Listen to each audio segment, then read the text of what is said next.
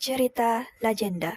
Cerita legenda dikenali sebagai dongengan sejarah kerana cerita legenda selalunya mengenai seseorang tokoh yang terkenal pada sesuatu tempat.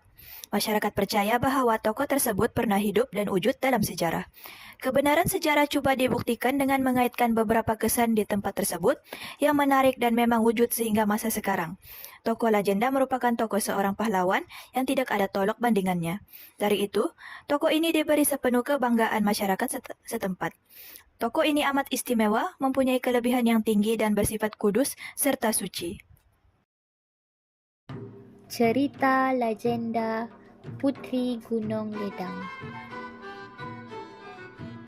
Pada suatu ketika dahulu, Empayar Melaka telah diperintah oleh Sultan Melaka ke-8 iaitu Sultan Mahmud Shah yang mempunyai seorang putera yang bernama Putra Ahmad. Baginda amat menyayangi putranya. Pada masa yang sama, di atas puncak Gunung Ledang, tinggal seorang putri yang cantik dan bijaksana. Berita kecantikan Putri Gunung Ledang telah tersebar hingga kepada Sultan Melaka. Lantas, Baginda mula berhajat untuk menjadikan Putri Gunung Ledang sebagai permaisurinya. Lalu, Sultan Mahmud Shah memerintah pembesar istana untuk menghantar utusan peminangannya. "Beta mahu tuan hamba semua berangkat ke gunung itu untuk meminang Putri Gunung Ledang," titah Sultan kepada pembesar-pembesarnya. Tanpa membantah, Tuan Mahmud mengetuai rombongan peminangan dan berangkat ke puncak Gunung Ledang. Mereka membawa hadiah yang banyak untuk diberikan kepada Tuan Puteri.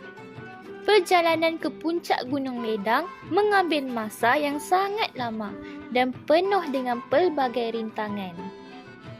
Beberapa jam kemudian, mereka terserempak dengan seorang nenek kebayan. Tun Mamat bertanyakan arah ke istana Tuan Puteri.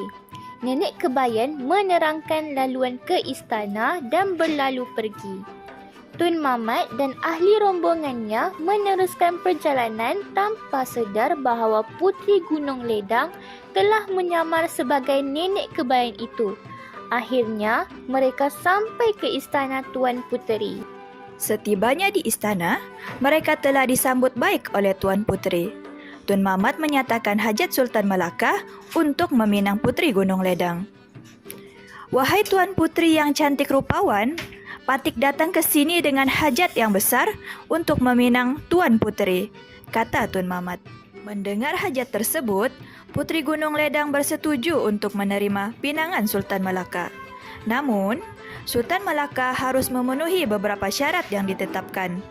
Terdapat 7 syarat yang ditetapkan dan salah satunya ialah semangkuk darah putra kepada Sultan Melaka. Rombongan Tun Mamat kembali ke istana Melaka dan memberitahu Sultan Melaka syarat-syarat Puteri Gunung Ledang. Agak sukar untuk memenuhi permintaan Tuan Puteri itu, sekalipun jambatan emas atau perak baginda dapat membinanya.